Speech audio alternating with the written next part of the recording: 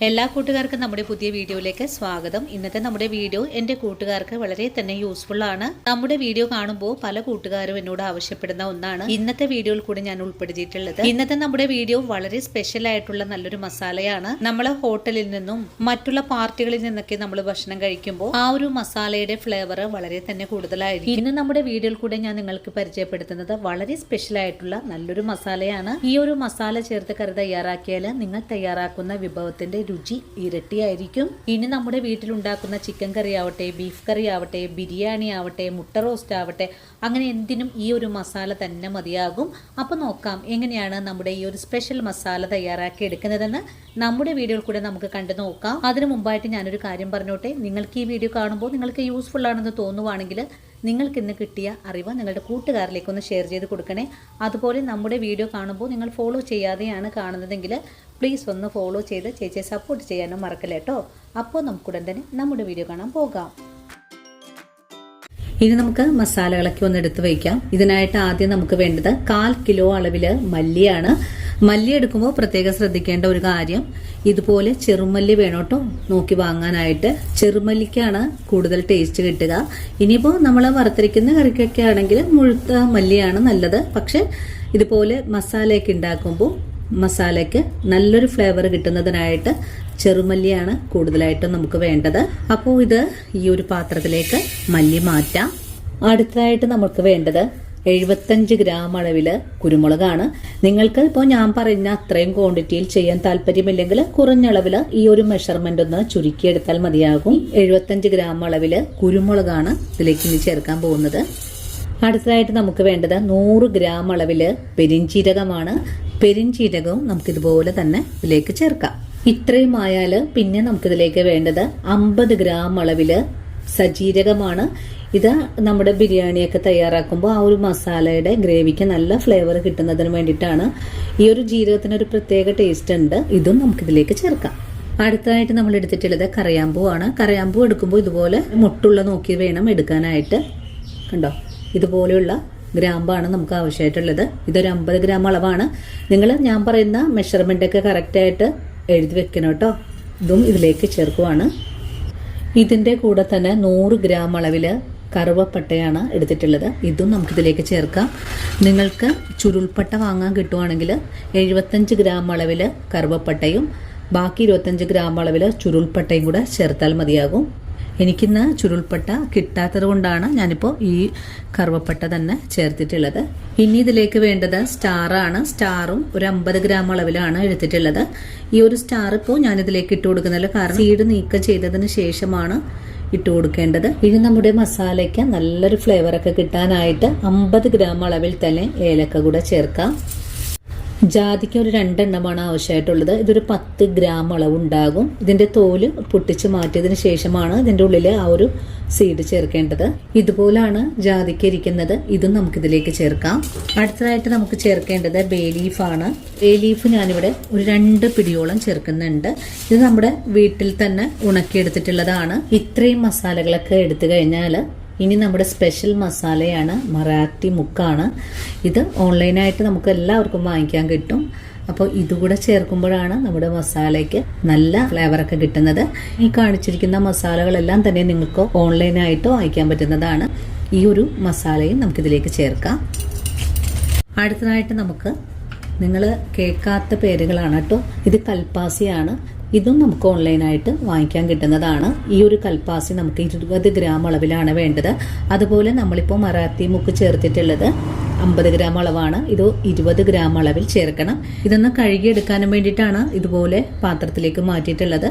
ഇത് ഞാനിപ്പോൾ കഴുകിയെടുക്കുന്നില്ല, അതുകൊണ്ടാണ് ഇപ്പോൾ ഈ കൂട്ടത്തിൽ ഞാൻ ചേർക്കാതിരിക്കുന്നതും. ഇത്രയും കാര്യങ്ങളൊക്കെ എടുത്തു കഴിഞ്ഞാൽ പിന്നെ നമുക്ക് ആവശ്യമായിട്ടുള്ളത് റോസ് പെറ്റൽസ് ആണ്. ഈ ഒരു കാര്യങ്ങളൊക്കെ ചേർക്കുമ്പോഴാണ് നമ്മുടെ മസാലയ്ക്ക് പ്രത്യേക ഫ്ലേവറും നല്ല മണമൊക്കെ കിട്ടുന്നതും നല്ല രുചി കിട്ടുന്നതും. ഇതും നമ്മൾ ഓൺലൈൻ വാങ്ങിക്കാൻ കിട്ടുന്നതാണ്. അപ്പോൾ ഈ ഒരു റോസ് പെറ്റൽസും നമുക്കൊരു 50 ഗ്രാം അളവിൽ വേണം. ഇപ്പോൾ ഞാനിതിലേക്ക് ചേർക്കുന്നില്ല. ഇത് നമുക്കൊന്ന് മാറ്റി വയ്ക്കാം. അടുത്തതായിട്ട് നമുക്ക് വേണ്ടത് കാഷ്യൂസ് ആണ്. ഈ ഒരു കാഷ്യൂസ് ചേർത്തില്ലെങ്കിലും കുഴപ്പമില്ല, എങ്കിലും നമ്മൾ കറിയൊക്കെ തയ്യാറാക്കുമ്പോൾ നല്ലൊരു കൊഴുപ്പൊക്കെ കിട്ടുന്നതിന് വേണ്ടിയിട്ടാണ് കാഷ്യൂസ് കാഷ്യൂസ് ഞാനിപ്പോൾ ഇത് കഴുകിയെടുക്കുന്നതിൻ്റെ ഒപ്പം ചേർക്കുന്നില്ല, നമ്മളിത് ഫ്രൈ ചെയ്തെടുക്കുന്ന സമയത്താണ് ചേർക്കുന്നത്. ഇതൊരു 50 ഗ്രാം അളവിൽ ചേർത്താൽ മതിയാകും. ഇനിയിപ്പോൾ ഈ ഒരു കാണിച്ചിരിക്കുന്ന മസാലകളെല്ലാം തന്നെ ഒന്ന് കഴുകിയതിന് ശേഷം വെയിലത്തിട്ട് ഉണക്കിയെടുക്കാം.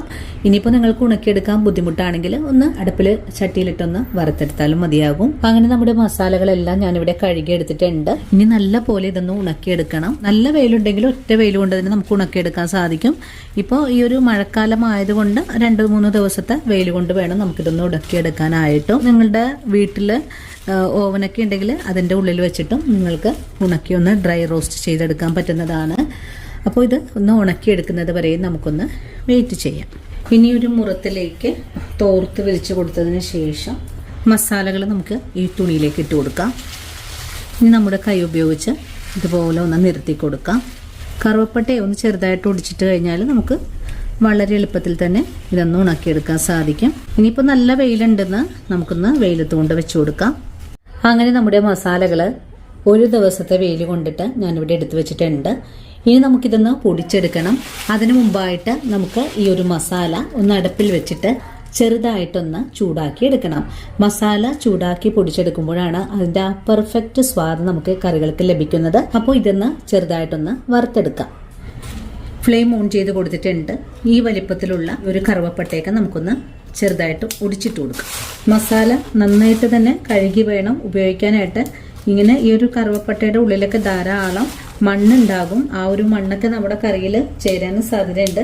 ഇനിയിപ്പോൾ നിങ്ങൾക്ക് വെയിലത്ത് വെച്ച് ഉണക്കിയെടുക്കാൻ ബുദ്ധിമുട്ടുണ്ടെങ്കിൽ നമ്മൾ വീട്ടിലെ ചോറെല്ലാം വെക്കുന്ന സമയത്ത് ആ ഒരു ചോറിൻ്റെ മേളിലേക്ക് കയറ്റി വെച്ചാൽ മതി. ഒരു പാത്രത്തിൽ കുറേശ്ശെ ഇട്ട് കൊടുത്തിട്ട് നമുക്ക് നല്ലോണം തന്നെ ഉണക്കിയെടുക്കാൻ സാധിക്കും. ജോലിക്കൊക്കെ പോകുന്ന അമ്മമാരാണെങ്കിൽ നിങ്ങൾക്ക് അങ്ങനെ ചെയ്തെടുക്കാം കേട്ടോ. ഇനി നമുക്കിത് ഒന്ന് ഇളക്കി കൊടുക്കാം. നമ്മളിതിലേക്ക് റോസ് പെറ്റൽസ് ചേർത്തിട്ടില്ല, അത് പൊടിക്കുന്ന സമയത്താണ് ചേർത്ത് കൊടുക്കുന്നത്. അതുപോലെ കാഷ്യൂസും ചേർത്തിട്ടില്ല, അതൊക്കെ നമുക്ക് പൊടിക്കുന്ന സമയത്ത് ചേർക്കാം. അങ്ങനെ നമ്മുടെ മസാല നല്ലതുപോലെ ഒന്ന് ചൂടായി വന്നിട്ടുണ്ട്. കണ്ട കിളിങ്ങണ സ്വരം കണ്ട, ഇതേപോലെ കിളിങ്ങുന്ന സ്വരത്തിലേക്ക് മാറും. അതാണ് കേട്ടോ കറക്റ്റായിട്ടുള്ളൊരു പാകം. ഇനി നമുക്കിതൊന്ന് ചൂടാറി വരാനായിട്ട് വെയിറ്റ് ചെയ്യാം. ചൂടാറി വരുമ്പോഴേക്കും നമുക്കിതൊന്ന് പൊടിച്ചുകൂടി എടുക്കാം. ഇനിയിപ്പോൾ നിങ്ങൾ മസാല പൊടിക്കുന്ന സമയത്ത് നിങ്ങൾക്കിതിലേക്ക് മഞ്ഞൾ ചേർക്കാൻ താല്പര്യമാണെങ്കിൽ ഒരു കഷ്ണം 1-2 കഷ്ണം മഞ്ഞൾ ഇതിലേക്ക് ചേർത്താൽ മസാലയ്ക്ക് നല്ല മഞ്ഞ കളർ കൂടി കിട്ടും. അപ്പോൾ ഇനി ഇതൊന്ന് തണുത്ത് വരാനായിട്ട് വെയിറ്റ് ചെയ്യാം. അതിനുശേഷം മിക്സിയുടെ ജാറിലിട്ട് കുറേശ്ശെ ഇട്ട് കൊടുത്തിട്ട് നമുക്കിതൊന്ന് പൊടിച്ചുകൂടി എടുക്കാം. ഇപ്പോൾ നമ്മുടെ മസാലയുടെ ചൂടൊക്കെ ഒന്ന് ആറി വന്നിട്ടുണ്ട്. ഇനി ഇതൊരു മിക്സിയുടെ ജാറിലേക്ക് മാറ്റിയിട്ട് നമുക്കൊന്ന് പൊടിച്ചെടുക്കാം. ഇനി നമുക്കിതിലേക്ക് 50 ഗ്രാം അളവിൽ റോസ് പെറ്റൽസ് കൂടെ ഇതിലേക്ക് ചേർക്കാം. അതിനുശേഷം നമുക്ക് കുറേശ്ശെ മസാലകൾ വാരിയിട്ട് കൊടുത്ത് ഇതൊന്ന് പൊടിച്ചെടുക്കാം. ഒറ്റയടിക്ക് തന്നെ നമ്മൾ ഇട്ട് കൊടുക്കരുത്, കുറേശ്ശെ മസാലകൾ ഇട്ട് കൊടുത്ത് വേണം പൊടിക്കാനായിട്ട്. അങ്ങനെ നമ്മൾ ഇത്രയും ഇപ്പോൾ ഇട്ട് കൊടുത്തിട്ടുണ്ട്. ഇനി ഇതൊന്ന് പൊടിച്ച് വന്നതിന് ശേഷം അടുത്തത് നമുക്ക് പൊടിച്ചെടുക്കാം. അങ്ങനെ നമ്മുടെ മസാല ഇതുപോലെ ഒന്ന് ഞാനിവിടെ പൊടിച്ചെടുത്തിട്ടുണ്ട്. ഇത് നമുക്ക് മറ്റൊരു പാത്രത്തിലേക്ക് മാറ്റാം. പൊടിച്ച മസാല ഒരു പാത്രത്തിലേക്ക് മാറ്റുവാണ്. അടുത്തത് നമുക്കിതുപോലെ പൊടിച്ചെടുക്കാം. രണ്ടാമതും പൊടിച്ച മസാല പാത്രത്തിലേക്ക് ഇട്ട് കൊടുക്കുന്നുണ്ട്. അങ്ങനെ നമ്മുടെ മസാലകൾ എല്ലാം ഞാനിവിടെ പൊടിച്ചെടുത്തിട്ടുണ്ട്. അങ്ങനെ നമ്മുടെ സ്പെഷ്യൽ മസാല ഞാനിവിടെ എല്ലാം പൊടിച്ചെടുത്തിട്ടുണ്ട്. കണ്ടല്ലോ, നമുക്ക് ഈ ഒരു അളവുകൾ വെച്ചിട്ട് 1.5 കിലോ അളവിലാണ് നമുക്ക് മസാലകൾ പൊടിച്ചെടുക്കാൻ സാധിച്ചിട്ടുള്ളത്. അപ്പോൾ ഇനി ആരും കടകളിൽ നിന്നൊന്നും വാങ്ങിക്കേണ്ട, ഇതുപോലൊരു സീക്രട്ട് മസാല എല്ലാവരും തയ്യാറാക്കി വെച്ചോളൂ കേട്ടോ. അപ്പോൾ ഇത്രയേ ഉള്ളൂ കേട്ടോ നമ്മുടെ ഇന്നത്തെ വീഡിയോ. കണ്ടോ, സ്പെഷ്യൽ മസാലയാണ്. ഇതിൻ്റെ സ്മെല്ലൊന്നും പോവാതിരിക്കാനായിട്ട് മൂടി അടച്ചു വെക്കണം. ഇപ്പോൾ നല്ല ചൂടുണ്ട്. ഈ ഒരു ചൂടോടുകൂടി തന്നെ നിങ്ങൾ കുപ്പികളിലേക്ക് ആക്കരുത്. ഒന്ന് ചൂടാറി തണുത്തതിന് ശേഷമായിരിക്കണം കുപ്പികളിലേക്ക് ആക്കി വെക്കേണ്ടതും. അപ്പം നമ്മൾ ഇതിലേക്ക് എടുത്തിട്ടുള്ള മസാലകളെല്ലാം തന്നെ നിങ്ങൾക്ക് ഓൺലൈനായിട്ട് വാങ്ങിക്കാൻ കിട്ടുന്നതാണ്. അതിൻ്റെ ലിങ്ക് ഞാൻ നമ്മുടെ വീഡിയോയിൽ കൊടുത്തേക്കാം. അപ്പോൾ ഇന്നത്തെ നമ്മുടെ വീഡിയോ ഇത്രയേ ഉള്ളൂ. ഈ ഒരു വീഡിയോ നിങ്ങൾക്ക് വളരെ തന്നെ ഉപകാരപ്രദമായി എന്ന് തോന്നുവാണെങ്കിൽ തീർച്ചയായിട്ടും എന്നെ ഒന്ന് സപ്പോർട്ട് ചെയ്യാൻ മറക്കല്ലേ. അതുപോലെ നമ്മുടെ പേജ് ആദ്യമായിട്ട് കാണുന്ന കൂട്ടുകാരാണെങ്കിൽ തീർച്ചയായിട്ടും നമ്മുടെ പേജ് ഒന്ന് ഫോളോ ചെയ്ത് നമ്മുടെ ഫാമിലിയിലെ മെമ്പർ ആകാനും മറക്കല്ലേ. അപ്പോൾ ഇനിയും ഇതുപോലുള്ള നല്ല നല്ല വീഡിയോസൊക്കെ ആയിട്ട് ഞാൻ നാളെ ഓടിയെത്തുന്നതാണ്. അതുവരെയും സ്നേഹത്തിൻ്റെ ഭാഷയിൽ വീണ്ടും കാണാം.